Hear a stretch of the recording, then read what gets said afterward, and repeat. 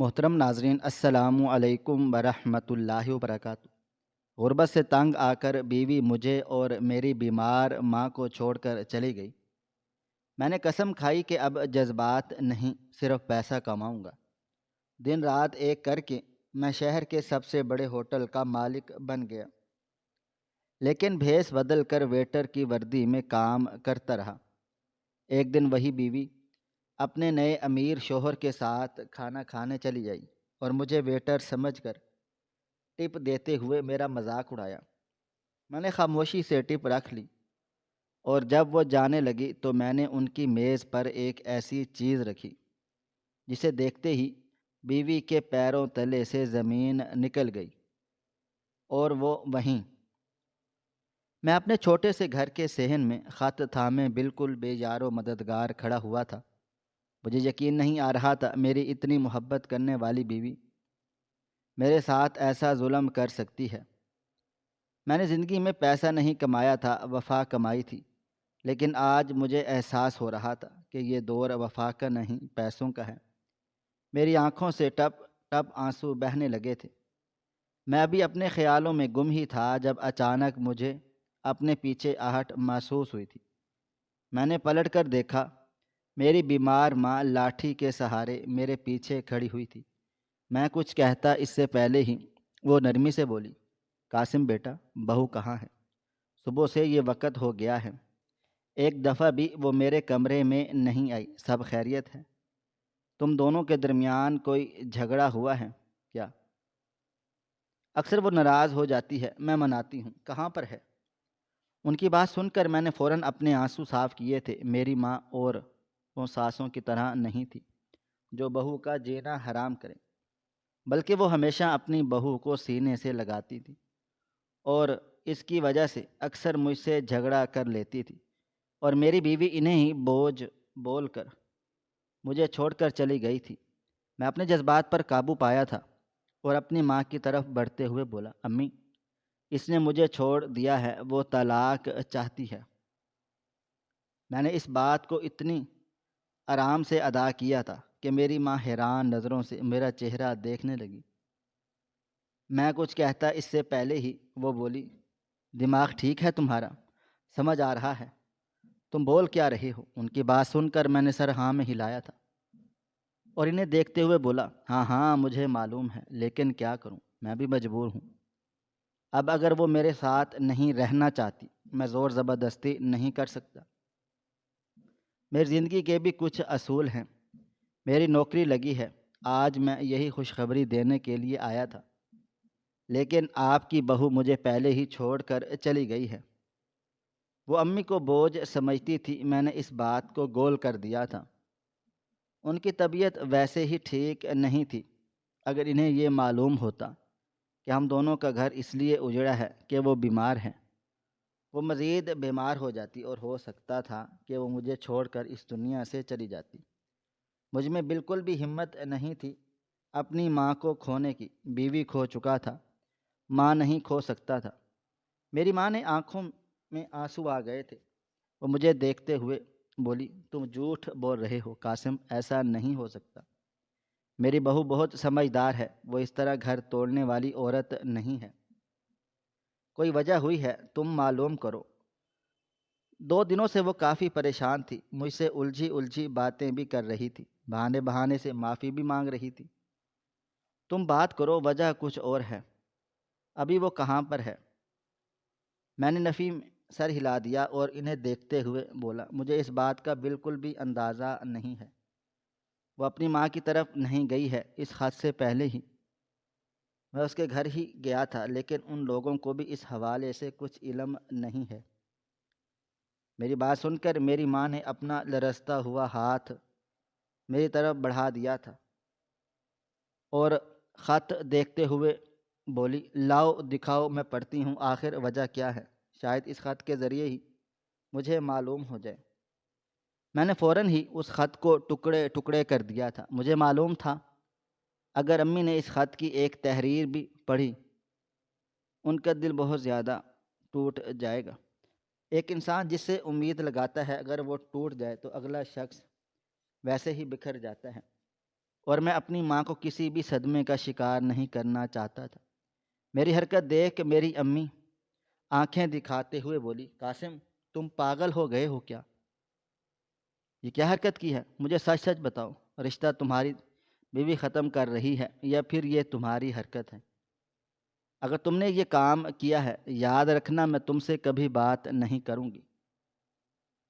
نوکری لگ جانے کا مقصد بیوی کو چھوڑ دینا نہیں ہوتا، اس نے تمہاری غربت میں خدمت کی ہے، تمہاری ماں کا سہارا بنی ہے۔ اگر اب تمہاری نوکری لگ گئی ہے تو تم اسے کیوں چھوڑ رہے ہو؟ اماں کی بات سن کر میں ہلکا سا مسکرایا تھا اور انہیں دیکھتے ہوئے بولا، جس انسان نے پسند کی شادی کی ہو، جو اسے حاصل کرنے کے لیے اس کے باپ کے قدموں میں بیٹھ گیا، آپ کو لگتا ہے کہ میں اسے چھوڑوں گا جب وہ میرے ساتھ رہنا ہی نہیں چاہتی؟ میں زور زبردستی نہیں کر سکتا۔ ہر انسان کی اپنی زندگی ہوتی ہے۔ اب جب وہ خلا کے پیپر بھیجے گی میں دستخط کر دوں گا، آپ اندر جائیں اور آپ کو کسی بھی چیز کی فکر کرنے کی ضرورت نہیں ہے۔ میں جاب پر شام 5 بجے جاؤں گا اور واپسی تقریباً رات کے 2-2:30 بجے تک ہوگی۔ اس درمیان آپ نے اپنا خیال رکھنا ہے، آرام کرنا ہے اور جتنا ہو سکے کمرے کے اندر رہنا ہے، باہر نکلنے کی ضرورت نہیں ہے۔ امی میری باتوں سے بالکل مطمئن نظر نہیں آ رہی تھی۔ ان کو اب بھی یہی لگ رہا تھا کہ یہ رشتہ میری بدولت ختم ہو رہا ہے۔ مجھے اس بات کا افسوس تھا، میں امی کی غلط فہمی دور کرنا چاہتا تھا، لیکن میں کیوں کرتا؟ آخر مجھے غلط فہمی ختم کر کے حاصل کیا ہوتا؟ کیا میری بیوی واپس آ جاتی؟ کیا جو خط پر موجود تحریر میں نے پڑھی تھی وہ واپس درست ہو جاتی؟ کیا میرے گھر کا آنگن دوبارہ اس کے کہکہوں سے گونج اٹھتا؟ یہ سب وقتی باتیں تھیں۔ مجھے صرف اور صرف اب بھی اپنے کیریئر پر دھیان دینا تھا۔ جو عورت مرد کی غربت دیکھ کر چھوڑ جائے، اس عورت سے مرد کو کبھی کوئی رشتہ نہیں رکھنا چاہیے۔ جو آپ کی تکلیف میں آپ کا ساتھ نہیں دے سکتی، وہ آپ کے خوشحال وقت کی بھی حقدار نہیں ہے۔ کچھ دیر تک صحن میں کھڑا آسمان کو دیکھتا رہتا۔ دل میں ہزار شکوے تھے، لیکن میں نے لبوں سے اف تک نہیں کیا تھا۔ میرے رب پر یقین تھا۔ آنکھوں میں ہزاریں شکایتیں تھیں، لیکن میں خاموش رہا۔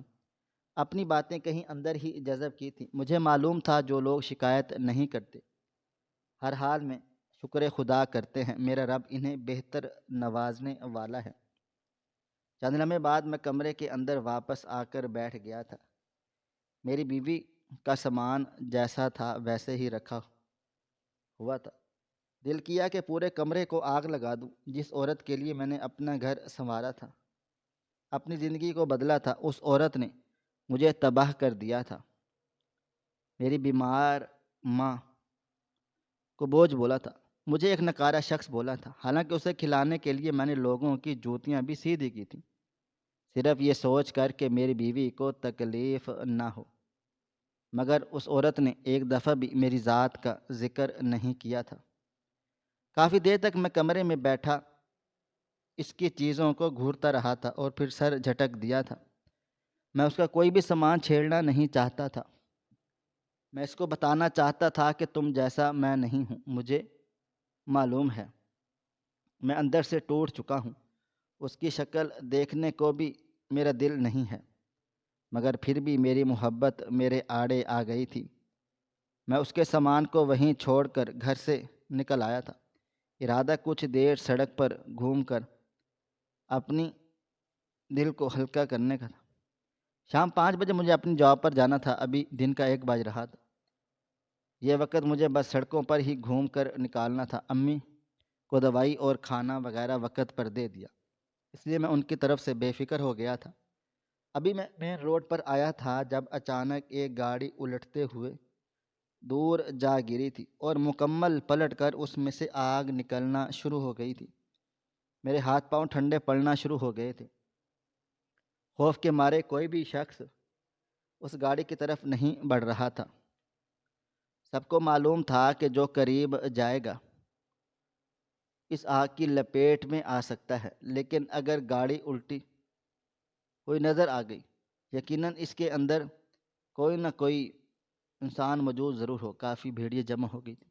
میں بھی قریب پہنچ گیا۔ کچھ لمحے کے لیے میں اپنی بیوی کو بھول چکا تھا اور مجھے صرف اور صرف سامنے کا منظر نظر آ رہا تھا۔ کوئی دیر تک میں نے لوگوں کے ہجوم کو دیکھا، کوئی بھی مدد کے لیے آگے نہیں بڑھ رہا تھا۔ بس فائر بریگیڈ کو کال کر دی گئی تھی، لیکن اس کے آنے میں بھی کوئی آثار نظر نہیں آ رہے تھے۔ وہ گاڑی کافی بڑی تھی، مجھے صاف معلوم ہو رہا تھا کہ اندر جو بھی شخص موجود ہے کافی رئیس ہوگا۔ اس کی دبی دبی آوازیں باہر آ رہی تھیں، مجھے بچاؤ، نکالو، اور مگر تم سے یہاں مدد کی کوئی بھی نہیں کر پا رہا۔ ہر شخص بے حس ہو چکا تھا، لیکن آج بھی میرے دل میں خدمت خلق کا جذبہ موجود تھا۔ میں بنا کچھ بھی کہے ایک زوردار لات دروازے پر رسید کی، جس کے باعث شیشہ ٹوٹ گیا۔ اندر سے وہ شخص ہاتھ جوڑ کر مدد کی اپیل کر رہا تھا۔ میں بنا کچھ بھی سوچے دروازے کو باہر کی طرف کھینچ کر نکالا تھا۔ دروازہ کے کھلتے ہی اس جانب ہوا کا دباؤ کم ہو گیا تھا۔ میں نے فوراً سے اس آدمی کے ہاتھوں کو تھام لیا۔ تپش کے باعث میری انگلیاں جل رہی تھیں، پاؤں میں میرے سن ہونا شروع ہو گئے تھے، مگر میں ہمت نہیں ہارا تھا۔ مجھے معلوم تھا اگر میں کسی کی مدد کروں گا تو کل اگر میں ایسی مصیبت میں آیا تو میرا رب بھی میری مدد کرے گا۔ میں نے بے اختیار اس آدمی کو کھینچنا شروع کر دیا تھا۔ اس کا آدھا وجود ہی باہر آیا تھا اور کچھ لوگ ہمدردی کے نام پر بھی آگے آ گئے تھے، مگر ابھی فی الحال مدد کی ضرورت تھی۔ میں اکیلا اس بھاری وجود کو باہر نہیں نکال سکتا تھا۔ میرے ہمت کرنے پر لوگوں میں بھی ہمت آئی تھی اور اس آدمی کو کھینچتے ہوئے باہر نکال لیا گیا۔ اسے باہر نکالنے کی دیر تھی کہ آگ پوری گاڑی میں لگنا شروع ہو چکی تھی۔ میں حیرت سے اس منظر کو دیکھ رہا تھا۔ کیا اللہ تعالیٰ مجھے اس آدمی کی جان بچانا چاہتا تھا؟ تم سب ایک دم سے پیچھے ہو گئے۔ گاڑی اچانک ہی اوپر کی جانب اچھلی اور پوری آگ کی لپیٹ میں آ گئی۔ کچھ گاڑیاں جو قریب کھڑی تھی فوراً سے پیچھے ہو گئیں، ورنہ ان گاڑیوں میں بھی آگ لگنا شروع ہو جاتی۔ ابھی ہم کچھ سمجھتے اسی پل فائر بریگیڈ کی گاڑی بھی آ گئی۔ یہ سروس کافی فاسٹ تھی۔ میں نے بے اختیار سکون کا سانس لیا۔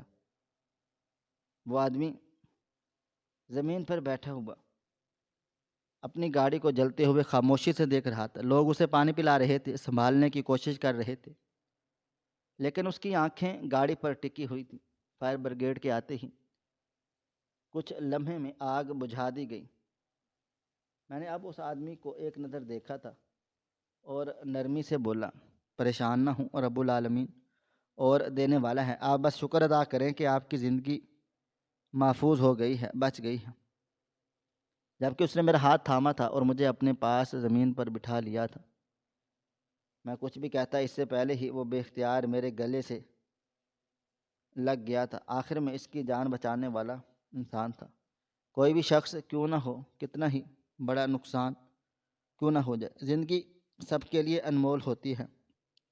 وہ میرے گلے سے لگتے ہوئے بولا، آج مجھے معلوم ہوا ہے زندگی کتنی انمول ہوتی۔ تمہارا شکریہ۔ مجھے نہیں معلوم کہ ہماری ملاقات پھر کبھی ہو سکے گی یا نہیں، مگر میں وعدہ کرتا ہوں کہ میں واٹس ایپ پہ اسے دیکھتے ہوئے نرمی سے بولا تھا، اگر آپ کہیں تو میں آپ کو ہسپتال لے کر چلوں۔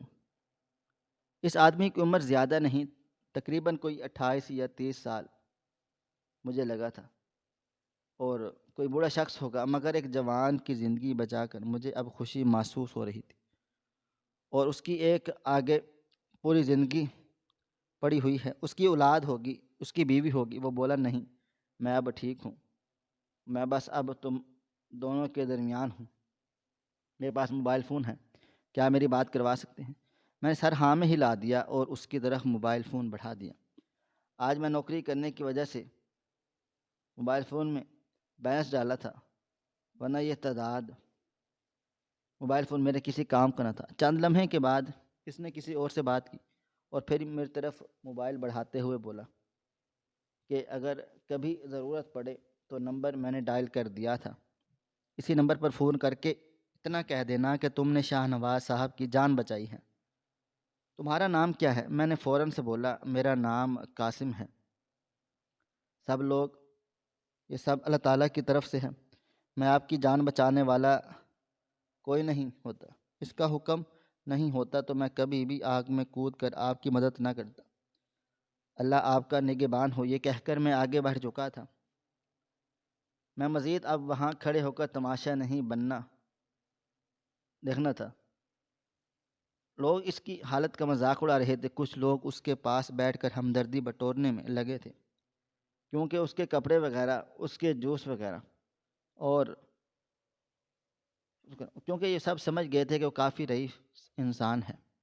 میرے پاس ان فضول چیزوں کا بالکل وقت نہیں تھا۔ مجھے صرف اور صرف آج اکیلے وقت گزارنا تھا۔ اگر میری نوکری کا آج پہلا دن نہ ہوتا تو میں آج جاب پر ہی ہوتا اور نہیں جاتا تھا۔ میں رکشے میں بیٹھ کر ساحل سمندر پر آ گیا۔ ساحلوں کے پاس کھڑے ہو کر لہروں کے میں سورج کو دیکھنے لگا۔ کیا میری زندگی اتنی بری ہو گئی ہے کہ میری بیوی میری غربت کو دیکھ کر مجھے چھوڑ کر چلی گئی؟ میرے دل میں کئی طرح کے خیالات آ رہے تھے۔ زندگی خوبصورت بنانے کے لیے میں نے اس عورت کو اپنی زندگی میں شامل کر لیا ہے اور باپ کے قدموں میں بیٹھ کر ان سے گزارش کی ہے کہ وہ اپنی بیٹی مجھے دے دیں، میں اس کا خیال رکھوں گی۔ اور میرے پاس کوئی پرماننٹ نوکری بھی نہیں تھی، مگر اس کے باوجود میں نے اس کی ہر خوشی کو دل سے نبھا لیا تھا۔ اسے ہمیشہ اتنی خوشیاں دی تھیں کہ وہ سمیٹتے سمیٹتے تھک ہار جاتی۔ بس بدلے میں اس سے ایک شے مانگی تھی کہ میری ماں کے ساتھ نرمی سے پیش آنا، نرمی رکھنا، اور اس کو کبھی اس بات کا احساس نہیں دلانا کہ وہ بیمار ہے اور مجھ پر بوجھ ہے۔ اور اس نے خوشی خوشی مجھے بولا تھا کہ ایسا کیوں کہتے ہو، وہ میری ماں بھی لگتی ہے، میں ان کے بارے میں بھی ایسا سوچ بھی نہیں سکتی۔ اور آج وہ انہی کو مدعا بنا کر مجھے چھوڑ کر گئی تھی۔ کیا روپیہ پیسہ اس کے لیے اتنا ضروری تھا کہ پھر وہ وعدے قسمیں سب کہاں چلی گئی؟ میرا دل و دماغ پھٹنے کے قریب آ گیا۔ خط کی تحریر کھول کر میرا دل کیا کہ میں اسی سمندر میں ڈوب کر خود کو کر لوں۔ ایک رئیس آدمی جس کے پاس دولت، پیسہ، لیکن اس کی بیوی وفادار نہ ہو، وہ سب سے غریب انسان ہوتا ہے۔ میں وہاں زمین پر بیٹھ گیا تھا۔ آج میں نے سوچ لیا تھا کہ میں کھول کر جاؤں گا تاکہ آنے والا کل میرا بہترین جائے۔ میں نے دل میں ارادہ باندھ لیا کہ میں خود کو اتنا کامیاب کروں گا کہ میری بیوی مجھے دیکھ کر حیران رہ جائے۔ یہ وہی شخص ہے جسے دولت اور اس کی بیمار ماں کے ہونے کی وجہ سے میں نے چھوڑ دیا تھا۔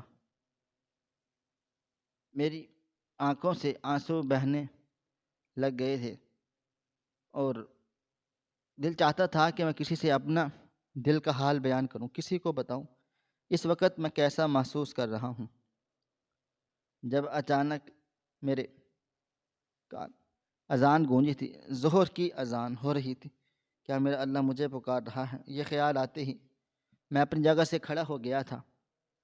ہاں، میرا اللہ مجھے پکار رہا ہے، میں نے خود کو سمجھا لیا تھا اور سیدھا مسجد کی جانب روانہ ہو گیا تھا۔ میرا درد سوائے اللہ کے اور کوئی نہیں سن سکتا تھا، کوئی میری تکلیف کو نہ سمجھ سکتا تھا۔ مسجد میں داخل ہو کر میں سیدھا وضو خانے چلا گیا۔ میں نے خاموشی سے وضو بنا لیا اور امام مسجد اس کے پیچھے آ کر کھڑا ہو گیا۔ میں نے کئی دفعہ پہلی صف میں نماز ادا کی تھی اور آج میرا دل اتنا اداس تھا کہ مجھے پہلی صف ہی چاہیے تھی۔ چند لمحے کے بعد لائن لگنا شروع ہو گئی تھی اور کچھ ہی دیر کے بعد اللہ اکبر، اللہ اکبر کی صدا لگا کر انہوں نے نماز ادا کر دی تھی۔ نماز جیسے جیسے میں ادا کرتا جا رہا تھا میرا دل ہولہ ہوتا جا رہا تھا اور وہ بھی سجدے میں پھوٹ پھوٹ کا شکار تھا۔ اور نماز ادا کرنے کے بعد امام صاحب نے دعا کروائی کہ اور لوگ اٹھ کر جانا شروع ہو گئے، لیکن میں اپنے ہاتھ پھیلا کر اللہ تعالی رب العزت سے کے سامنے کھڑا ہو گیا تھا اور دل ایسا ہو رہا تھا جیسے ابھی کے ابھی پھٹ جائے گا۔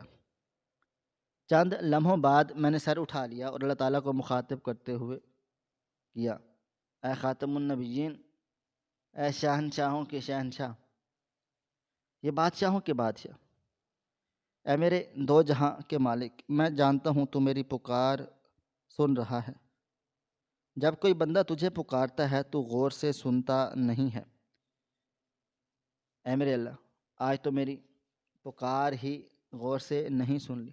میں جانتا ہوں کہ میں گناہ گار ہوں، کئی جگہوں پر نوکری کر چکا ہوں، لیکن میرے اللہ تو جانتا ہے میں نے ہمیشہ وفا کی ہے اور ہمیشہ وفا کی امید کی ہے۔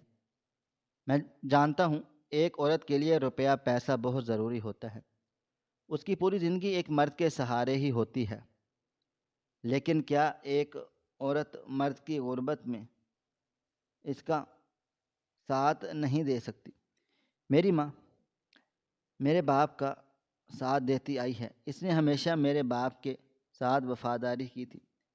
آج اگر وہ بیمار ہے تو کیا میرا فرض نہیں بنتا کہ میں اس کی خدمت کروں، اسے اپنے ساتھ رکھوں؟ وہ بوجھ نہیں ہے، وہ میری ماں ہے، اس نے مجھے پال پوس کر بڑا کیا، مجھے قابل بنا دیا، اور اب میں روزانہ اس کا سہارا بن جاؤں، یہ میرا فرض نہیں ہے۔ میں مانتا ہوں کہ وہ ایک بیوی کا فرض بھی نہیں ہوتا شوہر کی ماں کا خیال رکھنا، لیکن کیا وہ میری محبت میں اتنا نہیں کر سکتی تھی؟ بس میری ماں کو دیکھ لیتی، اگر اس کی زندگی میں کوئی آ گیا تھا، کیا وہ یہ الفاظ کہنا ضروری تھے جو اس نے خط پر لکھے تھے؟ میرے رب، میں تجھ سے شکوہ نہیں کر رہا، اپنے منہ سے اف بھی نکلنے نہیں دوں گا، لیکن دل اداس ہے، دل چاہتا ہے بس میں اپنے دل کی باتیں تجھے بتاؤں، تجھے اپنا درد دکھاؤں کہ آج میں کتنی دکھ تکلیف میں ہوں۔ کیا ایک عورت ایسی ہوتی ہے؟ میں نے اس کو حاصل کرنے کے لیے کتنی مشکلات کا سامنا کیا۔ اس کے باپ کے قدموں میں بیٹھ گیا، اس کی ماں کے آگے ہاتھ جوڑے، اپنی بیٹی مجھے دے دو، مجھے نوکری مل جائے گی، میں اسے ہر خوشی دے رہا ہوں۔ جب وہ کپڑے کی خواہش کرتی ہے میں اسی پل نہیں دے پاتا، لیکن 2-4 دن کے بعد میں اس کی خواہش کو پورا کر دیتا ہوں۔ وہ کچھ کھانے کے لیے بولتی ہے، میں اسی پل دیتا ہوں۔ کبھی راشن کی کمی نہیں، کبھی گھر میں اسے پھل کی کمی نہیں، پھر وہ مجھے دیکھ کر کیوں چلی گئی ہے؟ کیا میں اتنا برا ہوں کہ ایک عورت کے ساتھ رہنے کے باوجود بھی ناقابل رہوں؟ اللہ تعالیٰ نے خط میں لکھا تھا کہ ایک بزدل مرد ہو جو اپنے گھر کا کام کروا کر اس پر برتری ظاہر کر رہا ہے۔ یا میرے رب، تو مجھے بتا میں نے کہاں اس پر برتری ظاہر کی؟ میں ہمیشہ اس کا احترام کرتا ہوا آیا ہوں، اس نے مجھ سے کئی دفعہ اونچی آواز میں بات کی، مجھے دبایا، 1-2 دفعہ مجھ پر ہاتھ بھی اٹھایا، لیکن میں نے اسے انا کا مسئلہ نہیں بنایا بلکہ سوچ کر سر جھٹک دیا کہ ایک پسندیدہ عورت اپنا غصہ، اپنا پیار اپنے مرد پر ہی نکالتی ہے، اور لیکن یہ سب غلط تھا۔ میں اس پر برتری حاصل کی ہوئی ظاہر کر رہا تھا، اور میں کون ہوتا ہوں اس پر برتری ظاہر کرنے والا؟ وہ بھی انسان ہے، میں بھی ایک انسان ہوں۔ پھر اس نے میرے ساتھ ایسا کیوں کیا؟ صرف اس لیے کہ مجھ سے زیادہ امیر آدمی مل گیا تھا۔ وہ شخص اسے میری جیسی محبت دے سکتا ہے، کیا وہ اسے پیار دے گا جو میں نے اسے دیا؟ وہ کہتی ہے وہ خلا لے لے گی، وہ گھڑی ہو کر میں مجھ سے اپنی تکلیف بیان نہیں کر سکتی۔ میری نوکری لگ گئی ہے، مجھے یقین ہے اب میں سب کچھ کر سکتا ہوں، مجھے اپنے اللہ پر بھروسہ ہے، تم مجھے سب کچھ وہ دے گا۔ آج پہلی بار میں تجھ سے دولت مانگ رہا ہوں، اور مجھے امید ہے میرے رب تو میری دعا رد نہیں کرے گا۔ میں تیرے آگے ہاتھ پھیلا کر دعا مانگ رہا ہوں، مجھے دولت دے دے، میں اپنے گھر کو اب پیسوں سے بھر دینا چاہتا ہوں، اپنے گھر میں ہر آسائش چاہتا ہوں، مجھے ایک بڑی گاڑی دینا چاہتا ہوں، ایک بڑا سا بنگلہ دینا چاہتا ہوں، اب مجھے تنگ دستی نہیں ہونی چاہیے۔ میں اسے اتنا کما کر دکھانا چاہتا ہوں کہ اگر تم میرا ساتھ دیتی تو میں اس سے بڑھ کر کر لیتا۔ میں آج تجھ سے دولت مانگتا ہوں، میں نے ساری زندگی تجھ سے سکون اور محبت مانگی تھی، لیکن آج میں تجھ سے دولت مانگتا ہوں اور مجھے یقین ہے تو مجھے دے دے گا، اور تجھے دینا ہی پڑے گا۔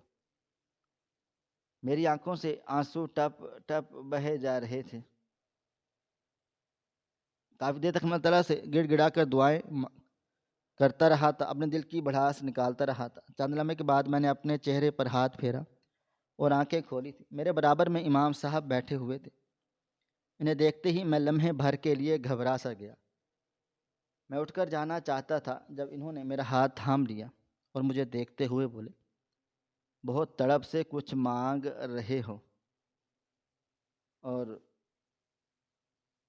کیا میں بات ہے، پریشان ہوں۔ ان کا جملہ نہ جانے کیوں مجھے ایک دم سے عجیب کیفیت میں مبتلا کر گیا۔ آنکھوں میں آنسو آ گئے، دل ایک بار پھر سے اداس ہو گیا۔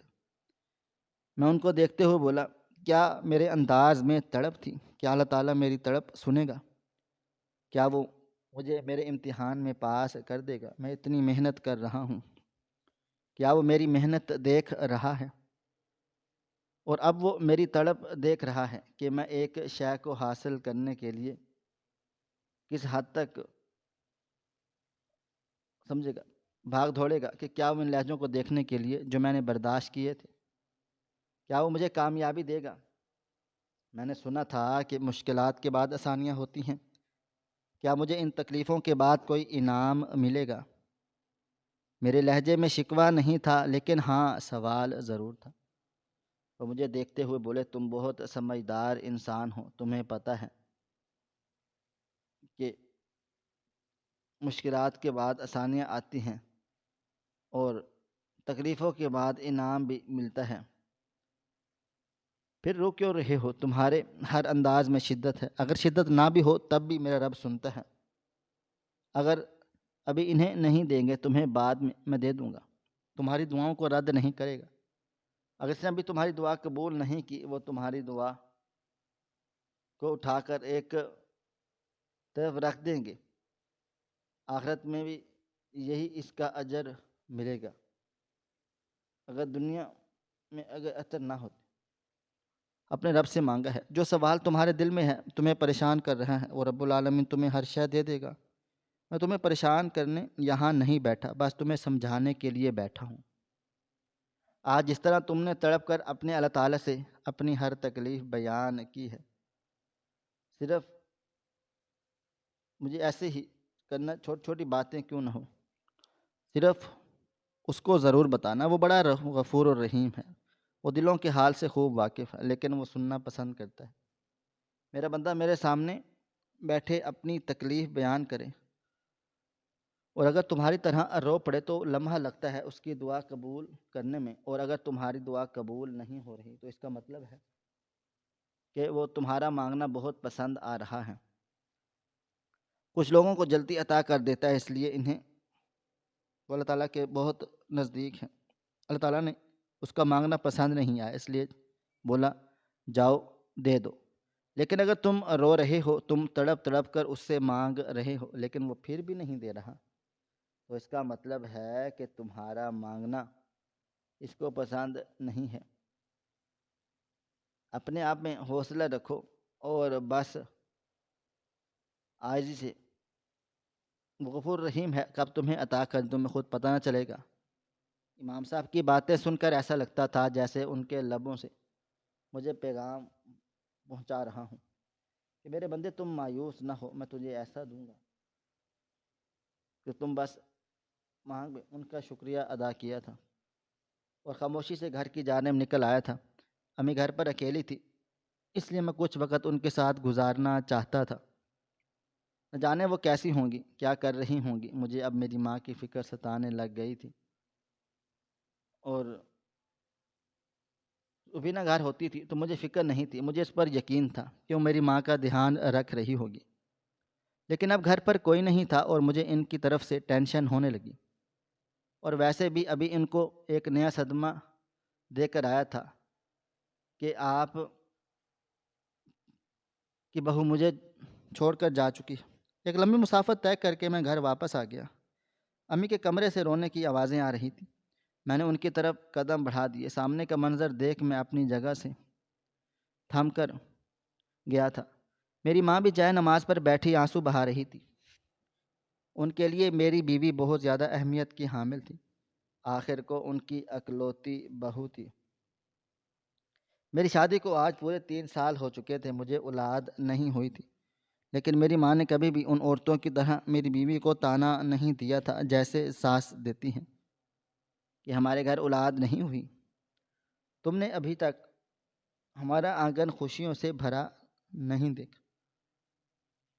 اکثر میں اپنی بیوی سے دلی خواہش ظاہر کر دیتا کہ ہمارا بھی ایک بچہ ہونا چاہیے جس کی گونج پورے گھر میں گونجے، لیکن میری ماں ہمیشہ مجھے اکیلے میں پھر سمجھاتی تھی کہ تمہاری بیوی اندر سے اداس ہوگی، ہو سکتا ہے وہ ہم پر ظاہر نہیں کرتی کہ اس کی اولاد نہیں ہے تو اسے دکھ نہیں ہوتا، مگر اسے اولاد کا نہ ہونا تکلیف دیتا ہوگا۔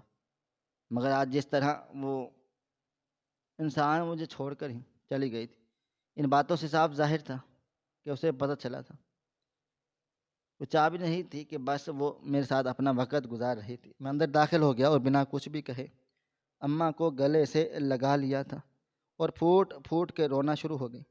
میں نے انہیں طریقے سے سمجھا دیا، اماں یہ سب ہونا تھا، وہ کب تک میرے غربت کے سہارے جیتی، میں ایک آزاد خیال لڑکی ہوں، پڑھی لکھی ہوں، ہم اگر اس کی زندگی میں کوئی آ گیا تو ہم کیا کر سکتے ہیں۔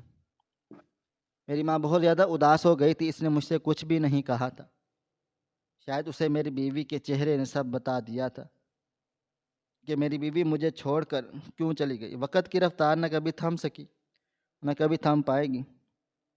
ٹھیک 5 بجے میں اپنے گھر سے کام کے لیے نکل گیا تھا، صرف مجھے ایک ریسٹورنٹ میں نوکری ملی تھی، وہاں کا مینجمنٹ نظام مجھے سنبھالنا تھا۔ فی الحال 2 دن پہلے مینیجر کے ساتھ رہنا تھا اور پھر اسی کے ذریعے ہر سکھ لے کر آگے بڑھنا تھا۔ چند ہی قدم کے بعد ریسٹورنٹ پہنچ گیا تھا۔ میں نے ٹائم کی بے حد پابندی کی، پہلے دن ہی ان لوگوں کو مایوس نہیں کرنا چاہتا تھا۔ میرے ہی انتظار میں وہ مینیجر موجود تھا، میں نے جاتے ہی اسے سلام کیا اور اپنا انٹرویو دیا تھا۔ مجھے دیکھ اس نے کے چہرے پر سے کوئی خوشگوار رونق نہیں آئی، کافی بلکہ غصے میں تھا، یقیناً وہ اپنی جاب نہیں چھوڑنا چاہتا تھا، مگر اب کیا کر سکتے تھے، جو آگے سے آرڈر جاری کیے گئے تھے اس کے حساب سے مجھے یہاں کا مینیجر بنایا گیا۔ میں بے حد خوش تھا اور اداس بھی، ایک وقت میرے جذبات دو طرح کے تھے۔ کچھ ہی دیر میں اس نے مجھے نظام درہم برہم کر دیا تھا اور خوش لے کر بھی چلنا ہے، کس طرح فوڈ ڈلیور کیا جائے، کون سا آرڈر جلدی کرنا ہے، کون سا دیر کرنا ہے، فوڈ کورٹ کا نظام کس طرح سنبھالنا ہے، اس کی ڈیٹیل میں ہر بات سمجھانا شروع ہوگی۔ وقت دھیرے دھیرے گزرتا جا رہا تھا، سمجھانے میں ہی 3-4 گھنٹے نکل گئے تھے۔ وہ اب ایک طرف بیٹھ گیا تھا اور نظام میرے قریب ہاتھ میں تھما دیا گیا۔ میں بالکل آرام سے ہر شے کو لے کر چل رہا تھا۔ میری عادتوں میں شمار ہے، میں کبھی بھی کسی چیز کو سر پر سوار نہیں کرتا، بلکہ اس چیز کو ہمیشہ ٹھنڈے دماغ سے لیتا ہوں، حل کر لیتا ہوں۔ یہی وجہ ہے کہ میں جہاں بھی نوکری کرتا تھا لوگ مجھ سے کافی متاثر ہو جاتے تھے، اور کچھ ہی دیر میں نے وہاں کے موجود سٹاف نے بھی ممبر کی اچھی سلام دعا کر لی۔ میں اب اپنا غم بھول گیا، میں نے اپنا غم سر پر سوار رکھتا تو میں کبھی بھی کامیابی کے راستے پر گامزن نہ ہو سکتا۔ وقت کی رفتار نہ کبھی تھم سکی ہے نہ کبھی تھم پائے گی۔ مجھے پکی نوکری مل گئی تھی۔ 5 دن اس طرح بیت گئے، پہلا مینیجر جا چکا تھا، اب یہاں پر صرف ایک پرائیویٹ تھا، یہاں پر سٹاف صرف میرا ہی علاج تھا، اور میں نے کسی بھی سٹاف ممبر کے ساتھ کوئی بدسلوکی نہ کی تھی، بلکہ ان لوگوں کے ساتھ مل کر لوگوں کو فوڈ سرو کر رہا تھا، ان کے ساتھ عزت سے پیش آ رہا تھا۔ ایک اچھے مینیجر کا کام یہی ہوتا ہے کہ وہ اپنے سٹاف کو لے کر چلے۔ جو شخص سیم ورک نہیں کرتا، اکیلا ہی سب کچھ سنبھالنے کی کوشش کرتا ہے، وہ ہمیشہ منہ کے بر گرتا ہے۔ آج معمول کا ہی دن تھا، 5 بجنے میں آدھا گھنٹہ رہتا تھا۔ میں اماں کے پاس بیٹھا ان سے دن بھر کی باتیں کر رہا تھا۔ رات کو آنے کے بعد میں تھوڑا سا سو جاتا تھا، دوپہر کے وقت ہی میری آنکھ کھلتی اور پھر میں گھر کے کام کاج، کھانا وغیرہ دیکھنا، اسی میں مگن رہتا تھا۔ امی کے ساتھ بیٹھا میں ابھی کھانا تناول ہی کر رہا تھا جب گھر کا دروازہ بجا۔ میں حیران ہوا، بھلا اس وقت کون آ سکتا ہے؟ میں نے جا کر دروازہ کھولا تو سامنے پوسٹ مین کھڑا ہوا تھا۔ میرا دل دھک سے رہ گیا تھا۔ کیا میری بربادی کا سامان آ چکا ہے؟ پہلا خیال ہی مجھے میری بیوی کا آ گیا تھا۔ میں نے دستخط کر دیے تھے اور وہ پرچہ لے کر اندر آ گیا تھا۔ پرچہ کھولا تو سامنے کچھ اور نہیں بلکہ خلا کے پیپر تھے۔ میرا دل ایک لمحے کے لیے لرز گیا تھا اور تھم گیا۔ میں اس تکلیف کو بھول بیٹھا، لیکن 5 دن بعد میری تکلیف کو پھر اجاگر کیا گیا۔ کچھ دیر تک میں سوچتا رہا اور پھر دستخط کر دیے۔ اب مجھے دوسرے اور تیسرے پرچے کا انتظار تھا۔ وہ عورت 5 دن سے گھر سے باہر تھی۔ وہ کیا کر رہی ہوگی، کس کے ساتھ رہ رہی ہوگی، یہ سب خیال میرے دل و دماغ میں تھے، بس لبوں سے ادا نہیں کرتا تھا۔ وقت اور تیزی سے گزرا تھا۔ 1 مہینہ بالکل خاموشی سے بیت گیا، جس درمیان میں نے خود ہی ان لوگوں سے رابطہ کر لیا تھا اور تینوں طلاق ایک دفعہ دے کر معاملہ ختم ہو گیا تھا۔ آج معمول کا ہی دن تھا۔ میں آفس میں بیٹھا باقی کا نظام سنبھال رہا تھا، سمجھ بھی رہا تھا، جب ایک سٹاف ممبر نے آ کر مجھے بتایا کہ آج ریسٹورنٹ کے اونر آ رہے ہیں اور آپ کو ان سے ملنے کے لیے اپنے روم میں طلب کر لیا ہے۔ میں فوراً کھڑا ہو گیا تھا۔ پہلے مینیجر صاحب نے مجھے بتایا تھا کہ یہاں کا اونر تھوڑا سخت مزاج کا ہے، یعنی آپ کو اس کے ساتھ بہت نرمی سے پیش آنا ہوگا۔ میں کچھ ہی دیر میں تمام تر معاملات دیکھ چکا تھا۔ تقریباً آدھے گھنٹے کے بعد اونر آ چکا تھا۔ میری ملاقات ابھی اس سے نہیں ہوئی تھی کیونکہ میں کچن کی طرف تھا۔ مجھے فوراً پیغام پہنچایا گیا تھا کہ میں سیدھا ان کے کمرے کی طرف بڑھا تھا۔ کمرے میں داخل ہوا تو سامنے کوئی اور نہیں بلکہ وہی شخص بیٹھا تھا جس کی میں نے 1 مہینے پہلے جان بچائی تھی۔ وہ مجھے دیکھتے ہی مسکرا اٹھا تھا اور اپنی جگہ سے کھڑے ہوتے ہوئے بولا، گلے ملو یار، تمہاری وجہ سے آج میں زندہ ہوں۔ میں چند لمحے ہچکچا گیا اور پھر ان کے گلے لگ گیا۔ وہ میرے کندھے کو تھپ تھپاتے ہوئے بولے، پہلے دن سے ہی معلوم ہے تم یہاں کام کر رہے ہو۔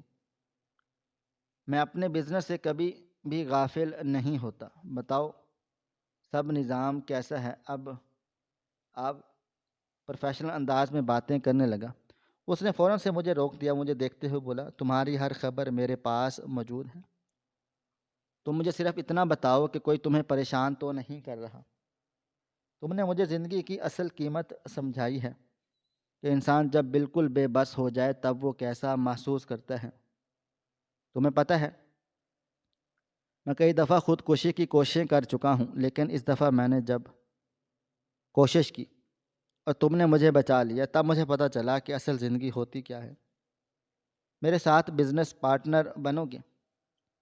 اس نے بے اختیار اپنا ہاتھ آگے بڑھا دیا۔ میں اسے دیکھتے ہوئے بولا، میرے پاس انویسٹمنٹ کرنے کے لیے 1 روپیہ بھی نہیں ہے۔ میں بزنس کرنا چاہتا ہوں، میری خواہش ہے، اور اب تو یہ بھی ایک خواب بھی ہے، لیکن روپیہ پیسہ نہیں ہے۔ وہ بولے، تم سمجھو انویسٹمنٹ میں کر رہا ہوں اور صرف فائدہ تم ہی دو، پھر بھی میں تمہیں 50% دوں گا، باقی تم مجھے میرے انویسٹمنٹ کے پہلے پیسے انکم سے واپس کر دینا، اور مجھے یقین ہے تم جس طرح سے کام کاج کر رہے ہو تم سب کر سکتے ہو۔ میں کچھ دیر خاموش رہا اور پھر میں نے ہاں کہہ دیا تھا۔ مجھے بالکل اندازہ نہیں تھا کہ رات کو ہاں کہہ دیا، اور مجھے اندازہ بھی نہیں کہ میرا یہ ہاں کہنا مجھے کس عروج پر پہنچانے والا ہے۔ وہ انسان اتفاقی طور پر ملا یا اللہ تعالیٰ نے بھیجا تھا، میں نہیں جانتا، لیکن وہ میرے لیے کسی فرشتے کی مانند ثابت ہوا۔ میں نے کام کرنا شروع کر دیا تھا اور مینیجر کی پوسٹ پر کسی اور کو رکھ کر میں اونر کی پوسٹ پر بیٹھ گیا۔ پہلے مہینے میں ہی ہمارا رینیو آ گیا۔ میں نے اس کی انویسٹمنٹ کی رقم اتار دی۔ کچھ ہی پیسے میرے پاس بچے تھے، لیکن اب میں ادھار سے پاک صاف تھا۔ پھر اگلا مہینہ میرا تھا۔ جیسے جیسے وقت بڑھتا چلا گیا مجھے سمجھ آ گیا تھا کہ پیسے سے پیسہ کس طرح بنایا جاتا ہے۔ پہلا ریسٹورنٹ میرا پارٹنرشپ پر تھا اور دوسرا ریسٹورنٹ میں نے اپنا کھول لیا تھا، اور اس کی بھی شاہ نواز کو بھی میرا بہت ساتھ دیا۔ کئی دفعہ میں حیران ہو جاتا کہ اتنی کم عمری میں وہ اتنا سمجھدار کیسے ہے۔ پھر یاد آتا کہ اسے زندگی کی قدر نہیں تھی، لیکن اب قدر ہو گئی ہے۔ اللہ تعالیٰ سمجھدار لوگوں کو دنیا میں زیادہ نہیں رکھتا، یہ بات بھی میں نے کئی جگہوں پر دیکھی ہے، لیکن ان جیسے سمجھدار لوگوں کی دنیا میں ضرورت ہے۔ جیسے وقت کو اور تیزی سے گزرا تھا اور پورے 5 سال بیت گئے۔ ان 5 سالوں میں میرا ایک ریسٹورنٹ میرا شاہ نواز کے ساتھ آج بھی پارٹنرشپ پر تھا، اور باقی میرے اپنے 3 ریسٹورنٹ الگ الگ جگہوں پر کھڑے کر لیے گئے تھے۔ میں نے اپنا گھر بھی لے لیا تھا، گاڑی بھی لے لی تھی۔ میں کبھی کبھی حیران ہوتا تھا، کیا واقعی اللہ تعالیٰ نے میری دعا اتنی جلدی سن لی تھی؟ کیا میرا اللہ مجھے پسند نہیں کرتا؟ یہ سوچ کر مسکرا دیتا تھا، لیکن میں بے حد مطمئن ہو گیا تھا۔ اماں کہتی تھی کہ اب تیری شادی کرواؤں گی، اس کا مہنگے ہسپتال میں علاج کروایا تو اس کی بیماری ٹھیک ہوگی، وہ اب صحت یاب تھی۔ میں نے پھر بھی منع کر دیتا کہ شادی میں کچھ بھی نہیں رکھا، آج معمول کا ہی دن تھا۔ آج میں عوام کے ساتھ تھوڑا سا وقت گزارنا چاہتا تھا، اس لیے ویٹر کا لباس پہن کر سب کا آرڈر لے رہا تھا۔ ان کو آرڈر دے ہی رہا تھا کہ ابھی ایک اور آدمی آرڈر لے کر ہی فارغ ہوا، جب اچانک میری نظر دائیں جانب گئی اور پھر پلٹنا بھول گئی۔ سامنے کوئی اور نہیں، میری بیوی اپنے امیر شوہر کے ساتھ بیٹھی ہوئی تھی، مگر اس کے چہرے پر ایک عجیب اداسی نظر آ رہی تھی۔ آنکھیں جھکی ہوئی تھیں اور اس کا شوہر مسلسل موبائل فون پر لگا تھا۔ میرے لبوں پر ہلکی سی مسکراہٹ آ گئی۔ یہ تھا اللہ تعالیٰ کی طرف سے انعام۔ اب سمجھ آیا تھا کہ مجھے اللہ تعالیٰ نے اس دنیا میں اس انسان کو بھی سزا دیتے ہیں جو غلط ہوتا ہے۔ میری بیوی نے میرے ساتھ غلط کیا، میری وفاداری کو اس نے میرے پیروں تلے کچل ڈالا، مجھے نیچے دبا دیا، میری انا کو مجروح کیا، میری محبت کو تباہ و برباد کر لیا۔ میں نے اسی پل ریسٹورنٹ پر ایک پرچی پھینک ڈالی تھی، لکھنا شروع کر دیا تھا کہ آج میں 5 ریسٹورنٹ کا مالک ہوں، بڑا گھر ہے، بڑی گاڑی ہے، اب میں شادی بھی کر رہا ہوں، میں بہت زیادہ خوش ہوں اپنی زندگی میں، بلکہ تمہارے چلے جانے کے بعد میری زندگی پرامن ہوئی ہے۔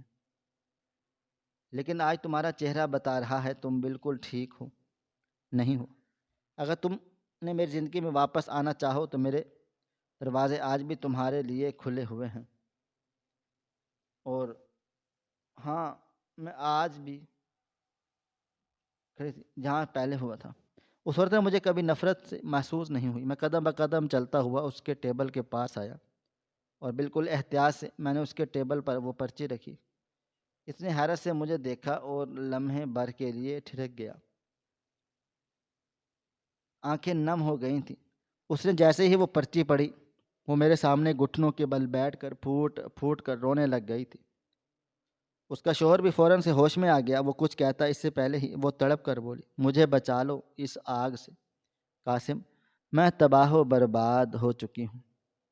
یہ مجھے مارتا ہے، مجھے بہت اذیت دیتا ہے، ہر لمحہ مجھے اس بات کا طعنہ دیتا ہے کہ میں تمہیں چھوڑ کر آئی ہوں صرف پیسوں کی وجہ سے۔ لیکن میں کیا کرتی، میں اس وقت بہت کم عمر تھی، نادان تھی، مجھے پتہ نہیں تھا وہ شخص غصے میں اسے مارنے کے لیے لبکا کہ اگلا کہ اس کا لبکا تھا، لیکن ایسا نہیں ہو سکتا کہ میرے سامنے کوئی روبینہ کو ہاتھ بھی لگائے۔ میں نے اس کا ہاتھ توڑنے کی صلاحیت رکھتا ہوں۔ میں نے فوراً اسے پیچھے کر لیا، روبینہ میرے پیچھے چھپ گئی۔ چند لمحوں بعد وہ شخص غصے میں اسے گالیاں دیتے ہوئے چلا گیا۔ اس کا گالیاں دینا اس کا ظرف بتا چکا تھا، یعنی روبینہ سچ بول رہی تھی۔ میرے ساتھ میرے گھر آ گئی۔ امی اسے دیکھ کر بہت زیادہ روئی تھی۔ انہوں نے اسے کچھ نہیں بولا بلکہ بس گلے سے لگا لیا تھا۔ روبینہ نے اپنی مرضی سے اپنے شوہر سے طلاق لے لی تھی، عدت پوری کی گئی اور پھر مجھ سے دوبارہ نکاح کیا گیا۔ آج ہم دونوں ایک ساتھ ہیں۔ وہ اپنی غلطی پر شرمندہ ہے اور میں کبھی کبھی سوچتا ہوں کہ شاید اللہ تعالیٰ مجھے کچھ بنانا چاہتا تھا، اس لیے میرا دھیان اس کی طرف سے ہٹانے کے لیے اسے مجھ سے دور کر دیا۔ ہو سکتا ہے وہ موجود رہتی تو میرا دھیان صرف اسی پر رہتا اور میں کبھی کامیاب نہیں ہو پاتا۔ میرے آج ماشاءاللہ سے 2 بچے ہیں۔ روبینہ ہی بہت زیادہ خوش ہے اور اللہ تعالیٰ کا بےحد شکر ادا کرتا ہوں، اس نے میرا اتنا ساتھ دیا ہے۔ بے شک ہر مشکل کے بعد آسانی ہوتی ہے۔ ناظرین، آپ کو ہماری آج کی کہانی کیسی لگی؟ کومنٹ باکس میں اپنی رائے کا اظہار ضرور کریں۔ خواہش صرف اتنی ہے کہ کچھ الفاظ لکھوں جس سے کوئی گمراہی کے راستے پہ جاتے جاتے رک جائے، اور نہ بھی رکے تو سوچ میں ضرور پڑ جائے۔ پیارے دوستو، امید کرتا ہوں کہ آپ کو یہ ہماری کہانی پسند آئی ہوگی۔ کہانی پسند آئی ہو تو ویڈیو کو لائک کریں، کومنٹس کریں، شیئر کرنا بالکل بھی نہ بھولیں۔ اور ہاں، اگر آپ لوگ اس چینل پر نئے ہیں تو ہمارے چینل حریرہ انفو کو سبسکرائب ضرور کر لیں اور نوٹیفیکیشن کو ضرور دبا دیں تاکہ آنے والی کہانی سب سے پہلے آپ کو مل سکے۔ ملتے ہیں کل ایک نئی اور دلچسپ کہانی کے ساتھ، تب تک اپنا ڈھیر سارا خیال رکھیے گا۔ اللہ حافظ۔